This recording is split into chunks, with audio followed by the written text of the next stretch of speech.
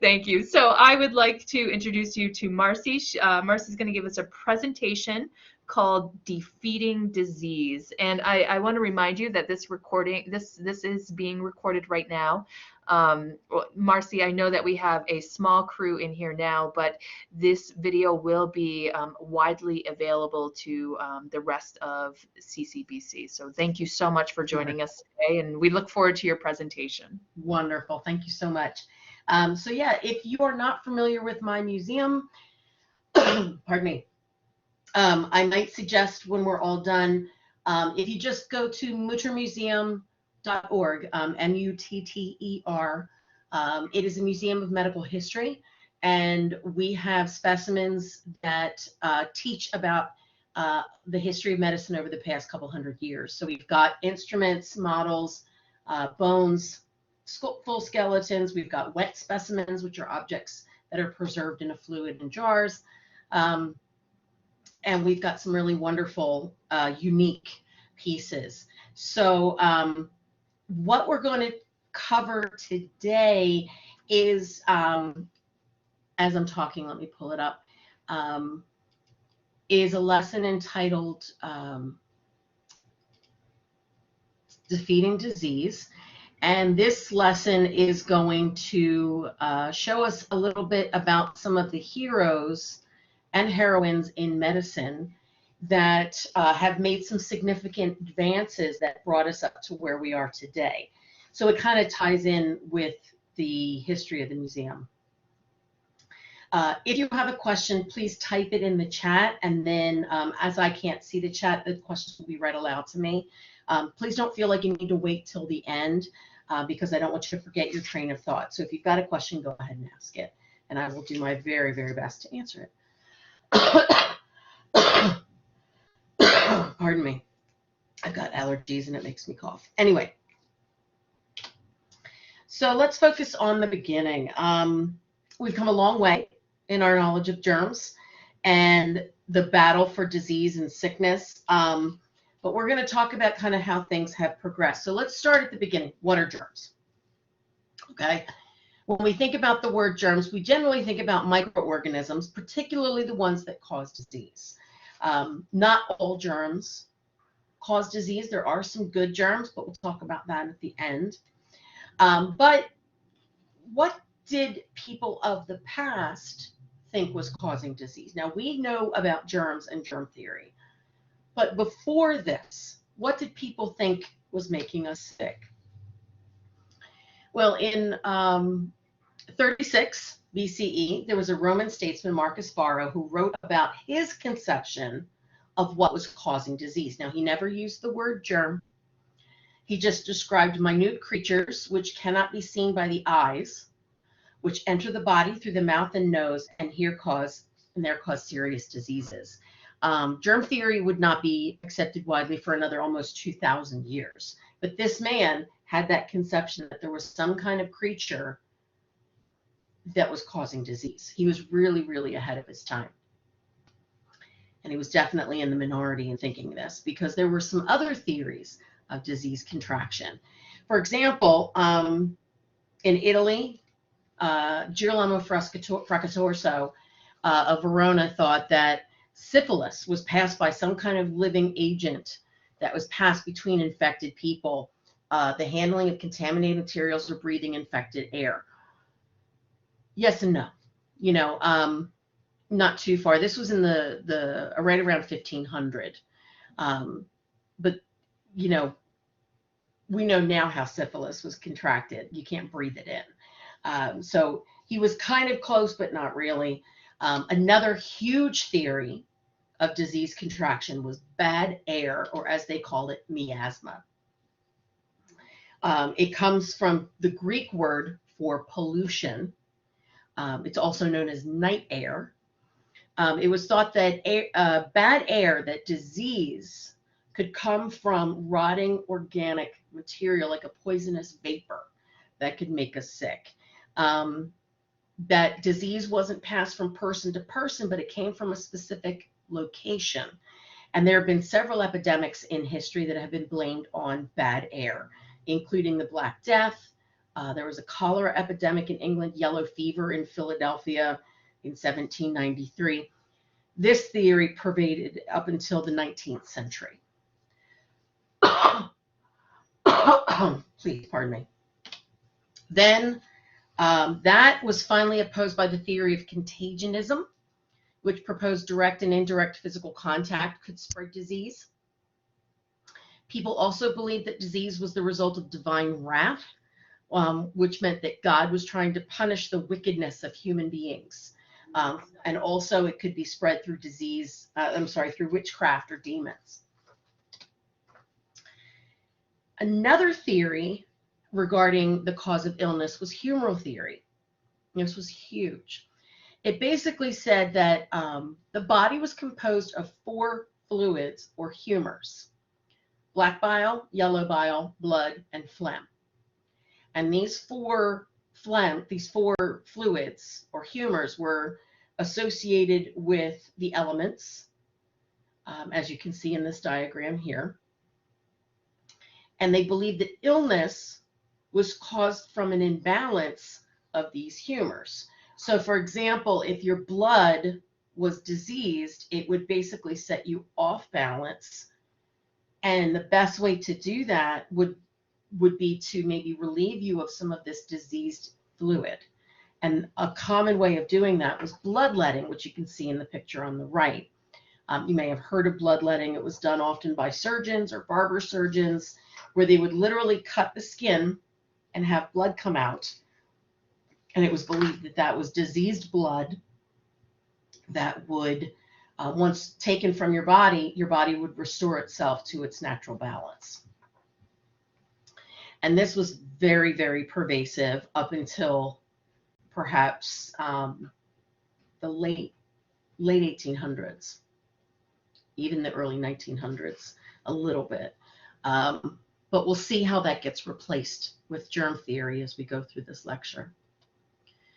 So let's talk about some attacks on humans. One that was very, very pervasive was the Black Death, also known as the bubonic plague. As far as we know, it first occurred in 1347 to 1352, but has had recurring outbreaks throughout history. The most notable outbreaks in the US was in San Francisco in 1904 and in the world in India in 1994. Back in the 1300s, people struggled with the explanation of what was causing this.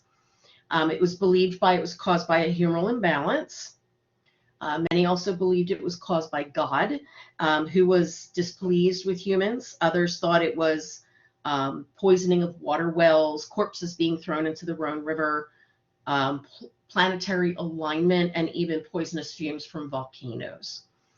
But as a lot of you probably already know, it was spread through contaminated rats that were bitten by fleas, and then the fleas would bite humans. It was spread along the trade routes from Asia and killed 1/3 of Europeans. Symptoms include high fever, aching limbs, fatigue, and black swelling near the glands, which were called buboes. They were like black circle areas, which you can see in the picture in the top right. The lymph nodes burst in those with the disease, and death followed within a week. Now, some of you may have seen this image here of the plague doctor.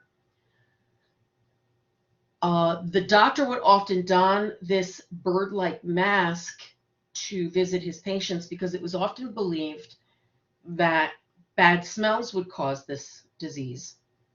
And by keeping good smells near the face, it would ward off the disease. So they would take that beak and stuff it with flowers and herbs and things like that. So that's what that bird beak is for. It is also a common thought that that's where Ring Around the Rosie comes from. Pocket full of posies, keeping the good smells near your face. Not very common, still could be around, but it's not very common today. Smallpox. We're going to get into this one in a little bit more detail. Many, many people died from this disease. It's a virus that causes these pus-filled blisters all over the body. It also destroys the kidneys, the heart, or the brain. Very contagious, found all over the world. It's believed that smallpox was first found in humans about 10,000 BC. And the disease killed an estimated 400,000 Europeans each year during the 18th century, including 5 reigning monarchs, and was responsible for a third of all blindness. It killed about a third of the people who contracted it. In the people that survived, it caused physical scarring, and it sometimes caused blindness.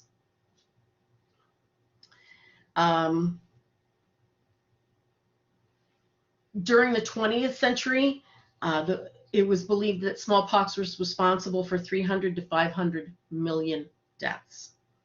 But we will get into eradication of smallpox in a little bit. Yellow fever. The first major epidemic of this hit Philadelphia in 1793. Peaked in October of that year, killed about 5,000 people out of a city of about 50,000. Characterized by a yellow tinge to the eyes and skin, hence the name yellow fever. Also known for the black vomit, which was actually caused by bleeding into the stomach. This is spread by mosquitoes, a particular type of mosquito, the same kind that causes the Zika virus today. Originally, they thought it was caused by a bad smell. In Philadelphia, we happened to get a shipment of coffee that fall from the Caribbean that was bad, and it smelled awful, and they thought that's where it came from. It is possible that it came in on the people that were on the shipment, and the mosquitoes transferred it to the people on land. Now, Benjamin Rush, who was a founder of the College of Physicians, where I work, became regarded for his work during the epidemic. He believed in bloodletting as a way of controlling this disease. There was a lot of debate in the medical community at that time, and there was it was kind of a split faction that some believed in bloodletting, as did Rush, and some believed in this cold cure that was coming out of Europe that believed in cool baths and fresh fluids and rest. You can probably guess which the patients would prefer. But there was a lot of debate going on in the community at that time, in the medical community. This is a handwritten letter from Alexander Hamilton, who was a very good friend of Benjamin Rush. But he said, he is quoted as saying, "I don't want this man as my doctor." He wrote this letter to the editorial in the newspaper, basically bashing Benjamin Rush and bloodletting, and saying that his doctor was the best doctor, Dr. Stevens. We have this in our collection. And finally, tuberculosis, which is a bacterial infection that affects the lungs. It has been completely devastating throughout time. One of the leading causes of death during the Civil War. During World War II, almost 80 years later, still a leading cause of death. Generally affects the lungs, but can affect other parts of the body, including the face and the skeleton. We have a wax model on display in our museum that shows tuberculosis of the face. We also have it affecting the spine, which is called Pott's disease. A lot of people carry tuberculosis in the world, but it's called latent because they are not showing symptoms. If it's left untreated, it kills about half the people who are infected. It's spread through the air, through coughing, sneezing, spitting, things like that. Classic symptoms of tuberculosis include chronic cough with blood, coughing up blood, fever, night sweats, weight loss. That's where the old name for tuberculosis came from. They used to call it consumption because you were losing a lot of weight very rapidly. But tuberculosis is still very active in the world today. So let's talk about some heroes who came to the rescue. The first man I mention is Anton von Leeuwenhoek. He's known as the father of microbiology because he invented the first microscope, which you can see in the picture right there. It could magnify things up to 270 times. He could look at blood cells, protozoa, bacteria. Couldn't see viruses. They were too small. He didn't know exactly what he was looking at, but he called them wretched little beasties. He reported his findings to the Royal Society of London. But the next major advancement wouldn't be for another 150 years or so, with the exception of this man, Dr. Edward Jenner. This is a great story. He was dealing with smallpox. And the way that they dealt with smallpox in Jenner's time was a method called variolation. So they would go to somebody who had smallpox, and they would take this little knife called a fleam or a lancet, and they would take some of the pus from somebody's body that had active smallpox. Then they would go to a healthy person and scratch that pus into their skin. They were hoping that it would give them a mild case of smallpox and give them some level of immunity towards a full-blown case. However, it was not without risks. In some cases, some people would get full-blown smallpox. So it wasn't foolproof, but he was doing what everybody else, all the other doctors were doing at the time, is this variolation. Now, there was a rumor going around that the milkmaids would never catch smallpox.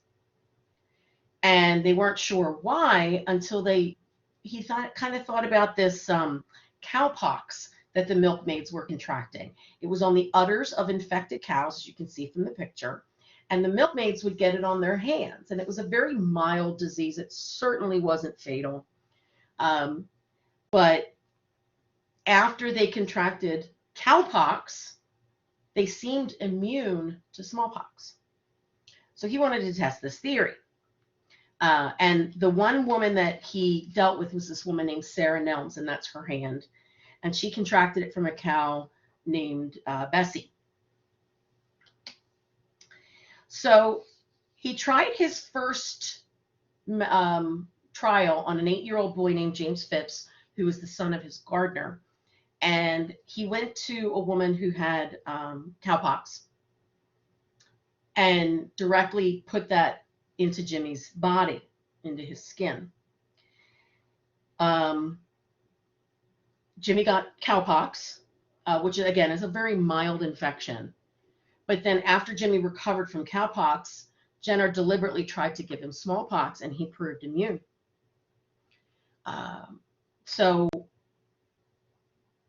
this seemed to be a big breakthrough. He named his technique vaccine, which comes from the root word for cow, which is vacca. So vaccine literally means from the cow.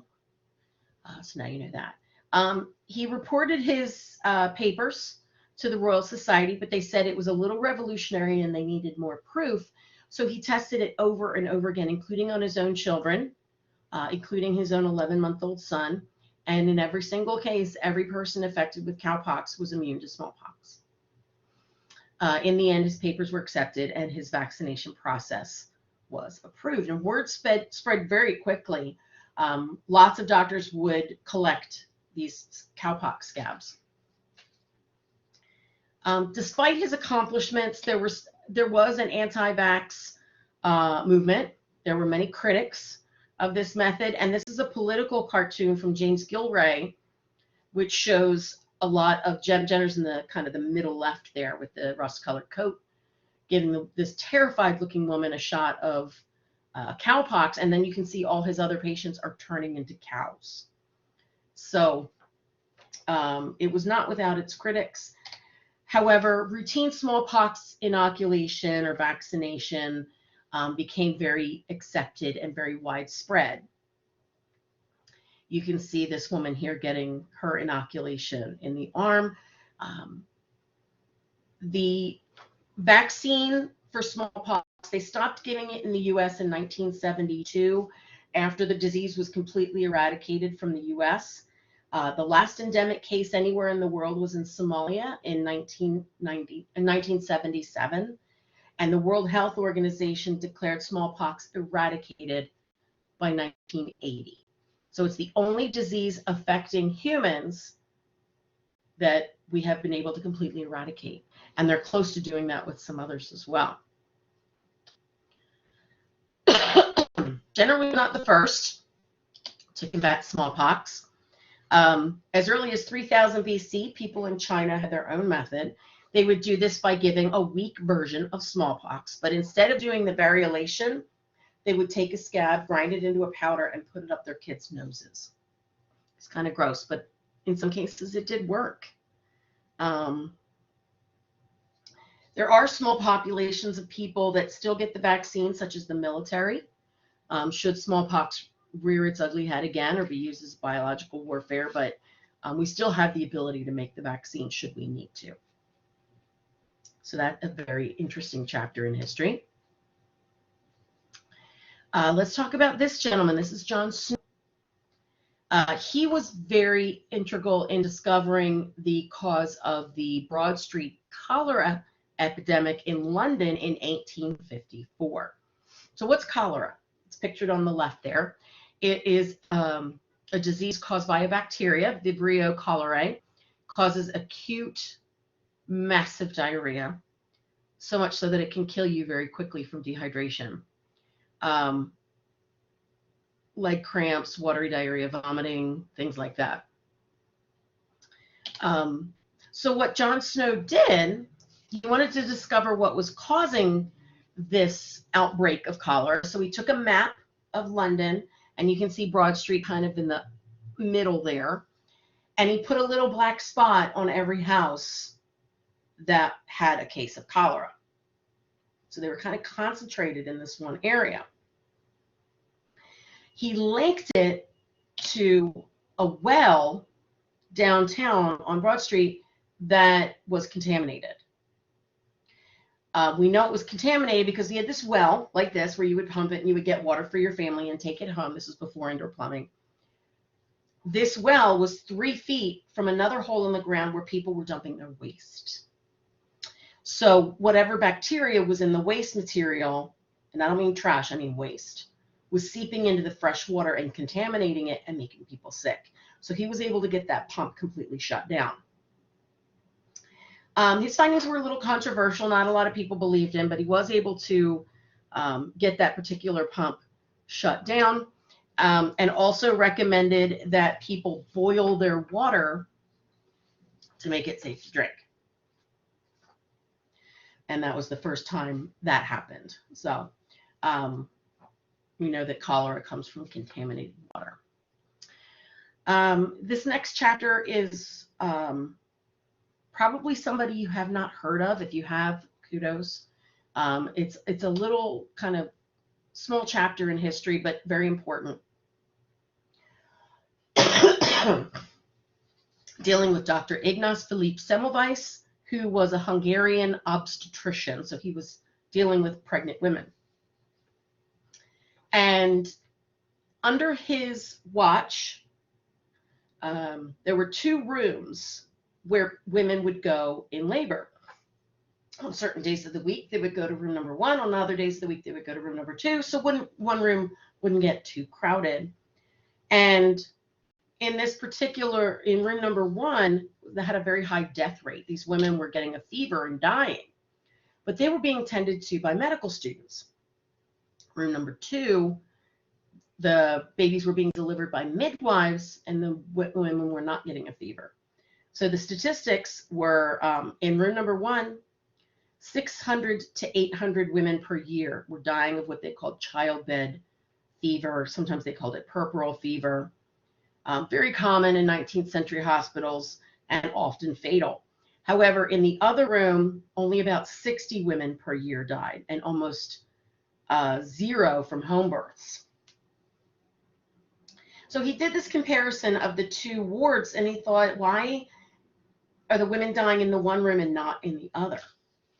Well, he figured it out that the med students were doing something that the midwives don't do. they were doing dissections of cadavers and not washing their hands. Midwives don't do dissections typically. They didn't know that by dissecting these cadavers, they were getting germs on their hands and then introducing it into the pregnant women's bodies.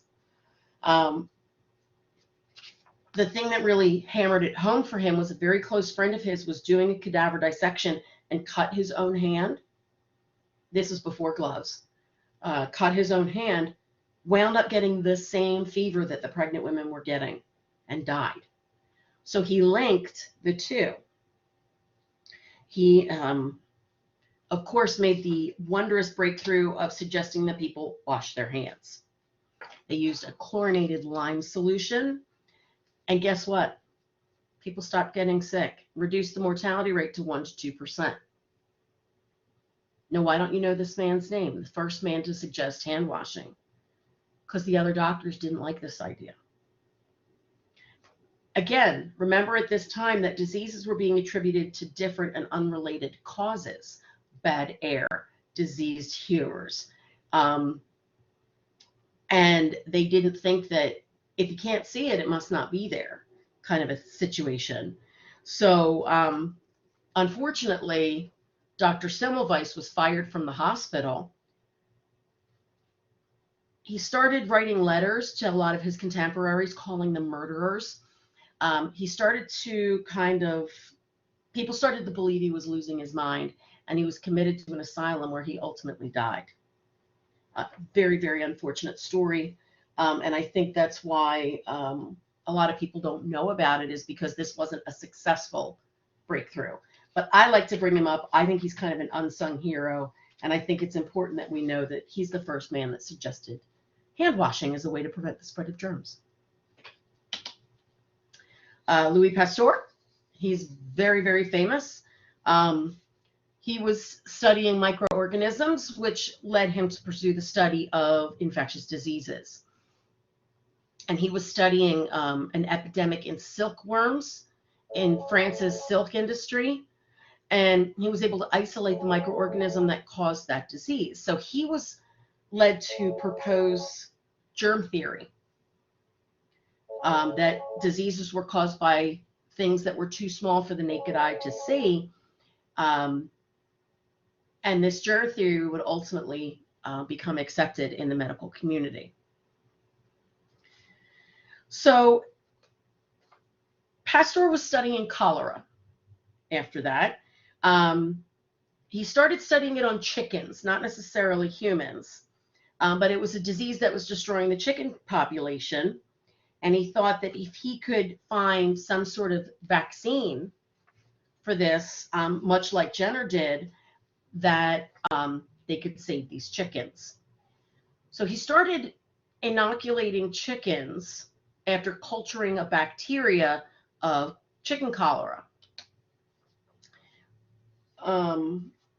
Now, he noticed, this was in 1879, he noticed that old cultures lost their strength. So when he would inject a healthy chicken, they would not get cholera.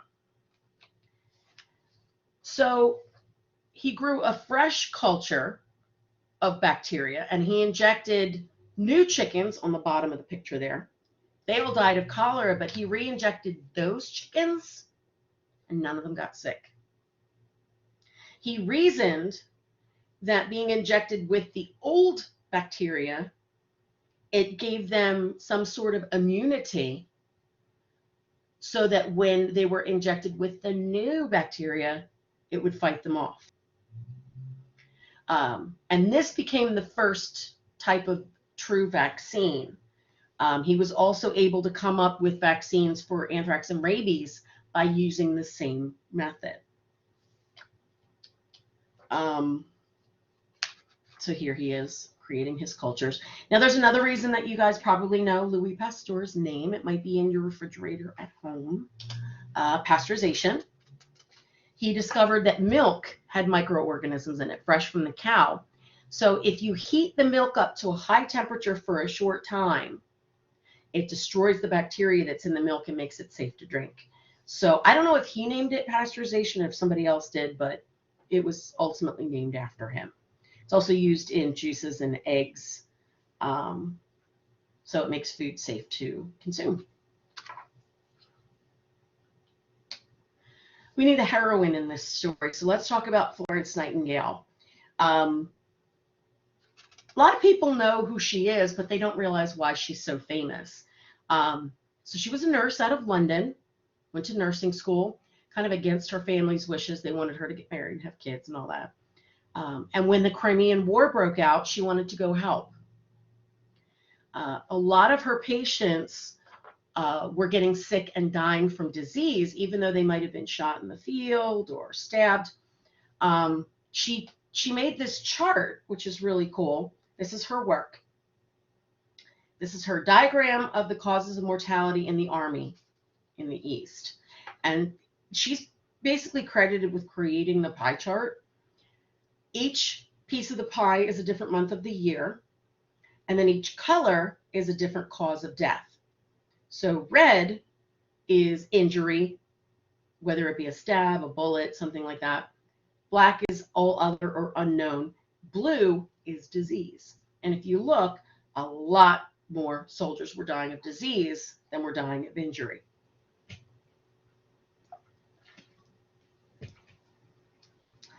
She realized that the conditions of her hospital were not very good. Overcrowded, poor food supplies, filthy beds, unclean linens, dirty bandages, things like that. You can see from this picture, some guys don't even have beds.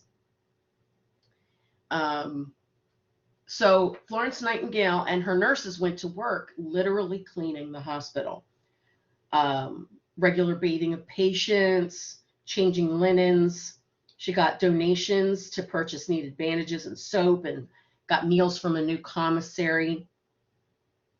She insisted on bringing fresh air into the facility, things like that, to kind of air it out.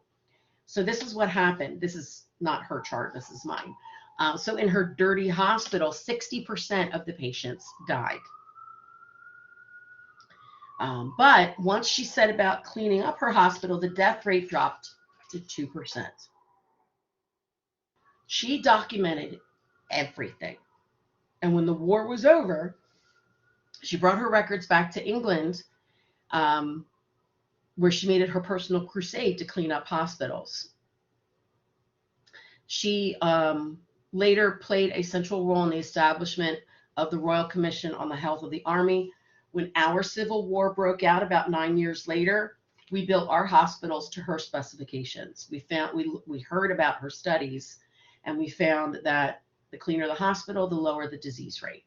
So we have Florence Nightingale to thank for that. Marcy, I have a quick question. Go for it. She was obviously female. Was she taken seriously when she presented her findings? Good question. At the beginning, no. As a matter of fact, women weren't even allowed to work in the hospital at first. But the men ultimately let them when they started having more and more and more patients. They needed the help. So ultimately, no. But I'm looking at my notes here. Okay, she worked at this hospital in London called Scutari for 1.5 years. And once the Crimean War was over, returned to her childhood home, was met with a hero's welcome. The Queen rewarded her work by presenting her with an engraved brooch that became known as the Nightingale Jewel, and granted her a prize of $250,000 from the British government. So at the beginning, no, but ultimately, yes. Thank you for that. Yeah. I appreciate it. Were there any other questions? I don't think there are any questions as of right now. Does anyone have any questions for Marcy? Before I move on to the next person. If there are, just interrupt me. I don't think there are at this point. Sure. 1865. It's the end of the Civil War. Our hero here is Dr. Joseph Lister. He's often called the father of modern surgery, and he wanted to revisit the idea of cleanliness also.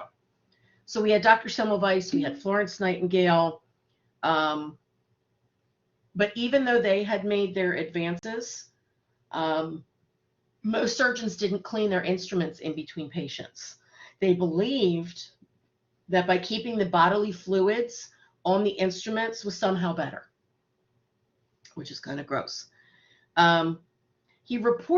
Lister reported in his male accident ward, between 45 and 50% of his amputation cases died from sepsis during the Civil War. So he started experimenting with cleaning his instruments in between patients. He invented this little tool here in order to spray carbolic acid, which at the time was used to deodorize sewage.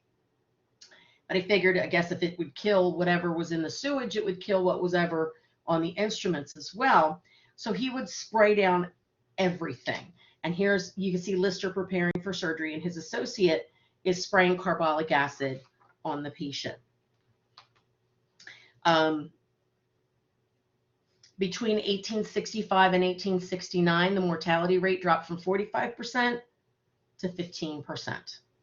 So this was very, very significant.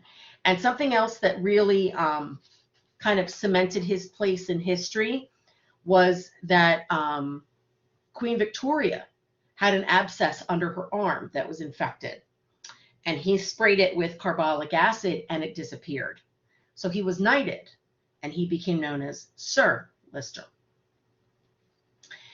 Throughout the rest of his life, Lister continued to work on ligatures, bandages, and surgery techniques. There's another reason that you might know Lister's name. Listerine.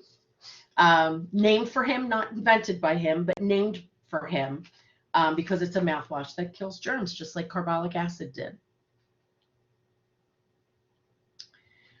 Getting up to a little bit more recent times, we're getting close. Robert Koch was a German physician and a microbiologist, and he's often regarded as the father of modern microbiology or bacteriology.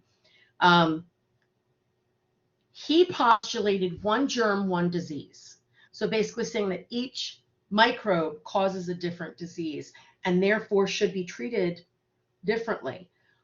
For example, pardon me, if two people were experiencing vomiting, they might both be treated the same, but one might have cholera and one might have tuberculosis. You don't treat those two the same.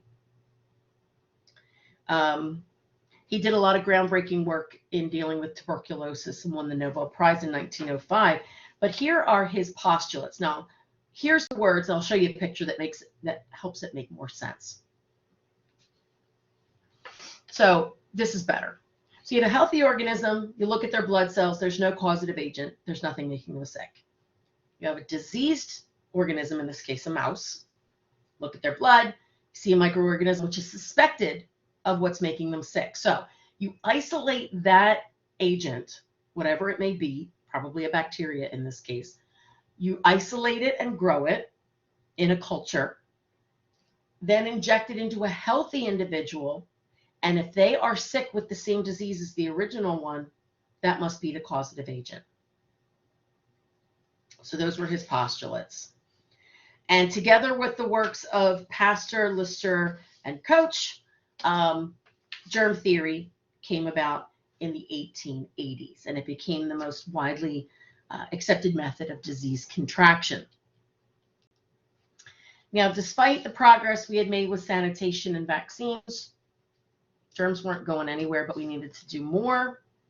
And that brings us up to what I think of as one of the top discoveries of all time, and that's antibiotics, particularly penicillin, which was the pioneer antibiotic. And we have to thank for that Alexander Fleming, Scottish pharmacologist, botanist, and biologist.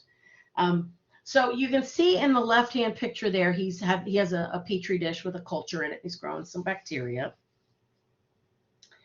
And I don't know if you can tell this from the picture on the right there.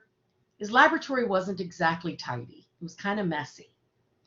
So he often left it in that state. So he stacked all of his little petri dishes up of staphylococci on a bench. And when he came back, he noticed that one of them was contaminated with some kind of fungus.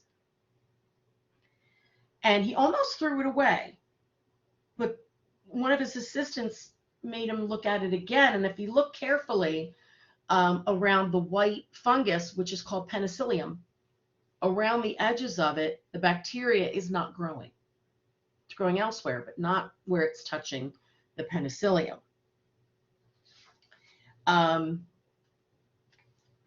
He kept experimenting with it and realized that the penicillium destroys the cell wall of the bacteria, thus killing it and making it ineffective. So after months of experimenting with it and calling it mold juice, he called it penicillin, and he basically released his discovery in March of 1929. But penicillin is hard to purify and it's very unstable. So it wasn't experimented with on humans, just in a lab setting, until we had Chain and Fleury come along, two researchers at Oxford. These gentlemen were able to purify it and create a stable form of it that was safe for humans to consume. The first successful treatment was a woman in 1942 who had a strep infection and a fever of 107 degrees. They gave her one dose of penicillin, and within 24 hours, her fever was gone. So Fleming, Chain, and Fleury all won the Nobel Prize in Medicine in 1945 for their work. And because of penicillin, we've been able to create other antibiotics as well that tackle a wide number of bacteria. Still can't defeat them all. And there's a reason for that. Resistance. Some bacteria become resistant to antibiotics by breaking down, let's say it's penicillin, by breaking down the penicillin before it can touch their cell wall, or making a new enzyme that the penicillin doesn't recognize. Some infections respond only to one antibiotic. Other infections are completely drug resistant. So it's important that medicine keeps researching new antibiotics. Currently, there's 160 different types of antibiotics. Now, they're not all bad. Some bacteria are good, and a lot of them are found in our gut. Good bacteria can help protect us against harmful germs, help our immune systems, help us fight disease, and help us with digestion by breaking down food. Sometimes when we take antibiotics, it kills the good bacteria along with the bad, and that's why we wind up with some problems like yeast infections, candida, things like that. So, eat some yogurt. It's full of good bacteria. Viruses. These are totally different, I'm sure you know, from bacteria because they are just simply it's a small collection of genetic code in a protein shell. The viruses infect our body and then they replicate in our cells to create more viruses. The reason that we didn't know about them until later is because they're too small to be seen. You can actually see, there's actually, I think, 6 billion viruses can fit in a single drop of blood. So they weren't able to be seen until the invention of the electron microscope in the 1930s. So that's why we're kind of behind the ball on that. Some of you may have heard, and we have a new exhibit in our museum about the 1918 flu epidemic, killed between 50 and 100 million people. That was viral. We didn't have any type of vaccine for it because we couldn't see the virus. They didn't create a vaccine for the flu until 1946. An example of a virus is COVID-19, which we are intimately familiar with. But I'd like to mention these two individuals were researchers that helped create the Pfizer vaccine. And the woman on the left, Catalin Carrico, is out of the University of Pennsylvania. This is something I shouldn't even have to say. This is something that you're all doing, wearing masks, washing your hands, using hand sanitizer, things like that. But one thing I did want to tell you that you may not know about.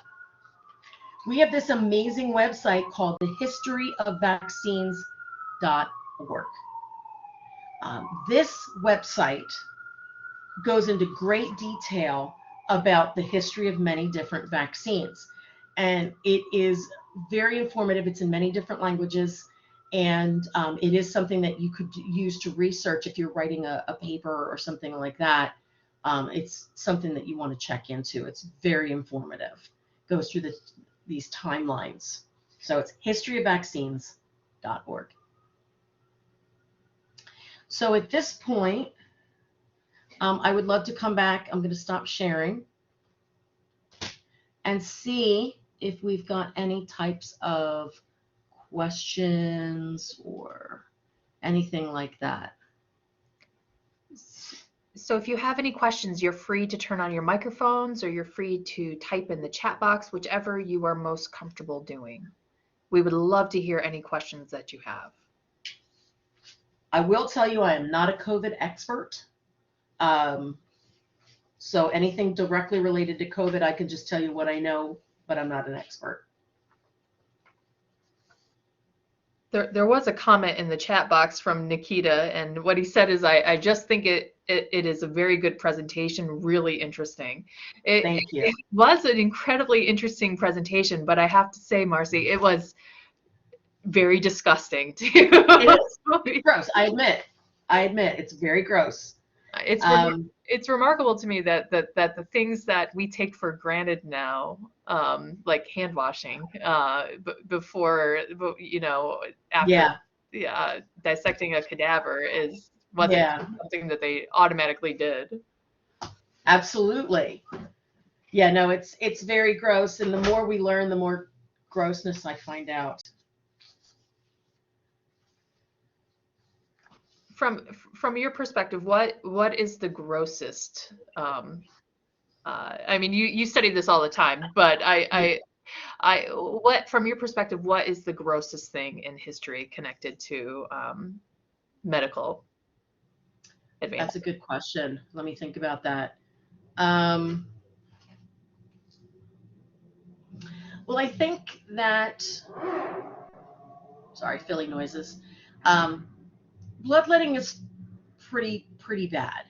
And one common method of bloodletting people was using leeches, and I'm not a big fan of parasites.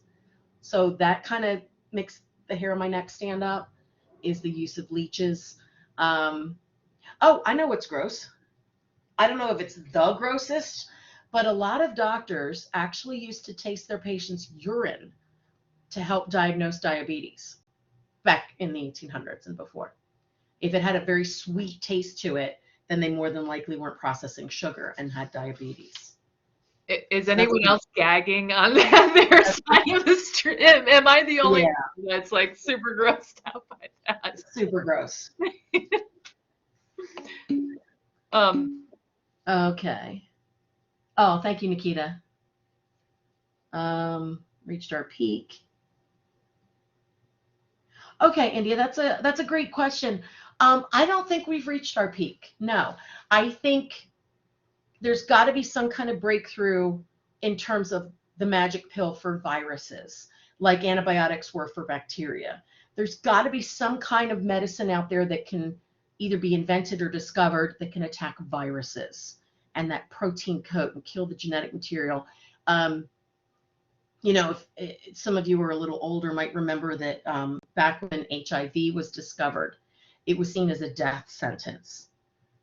But now people live with it, and they can live a much longer life with it because of medicine and advances that we've made. So I'm kind of hoping that we'll find that magic pill that can kill viruses effectively, that then things like COVID will be, you know, a thing of the past. So no, I don't think we've reached our peak yet. I think there's much more to be discovered out there. Oh, thank you, India. I appreciate that. Yeah, the more you learn, it's very gross. Don't quote me on this because somebody else did the presentation, but the discovery of fireworks actually has to do with urine somehow. Has to do with some kind of uric acid and crystals and things like that. So, there's a lot of gross stuff out there. Don't quote me on that, but you could always Google it, I'm sure. Are there any other are there any other questions for Marcy? Okay, I don't think. I will. They asked about the recording. Once I have access, I have to send the recording to our marketing department, and once I have access to the recording, I will share the recording in Blackboard. But I'll also share it with other instructors professors who have joined us today. Wonderful. Wonderful. Yeah, Karen, I'm looking forward to that too. Not having to get boosted all the time. Thank you. Okay, so I don't think there are any other questions. I want to thank you again, Marcy. This was phenomenal. My pleasure. Absolutely. Feel free to ask again in the future. I'd be happy to. And as I previously mentioned, although our audience was small today, we'll be sharing this video out with the entire CCBC faculty and staff. So, awesome. So there will be whole classes watching your presentation today. So thank you. I can gross out more people. Yeah, exactly. It was fantastic, absolutely fantastic. I have to admit, I was, kind of cringing on my side, but yeah, it was beautifully done. Thank you so much. Thank you. I appreciate it, Stacy. Thank you so much for having me. And thank you everyone for joining us today. We'll see you later. Bye, everyone. Right.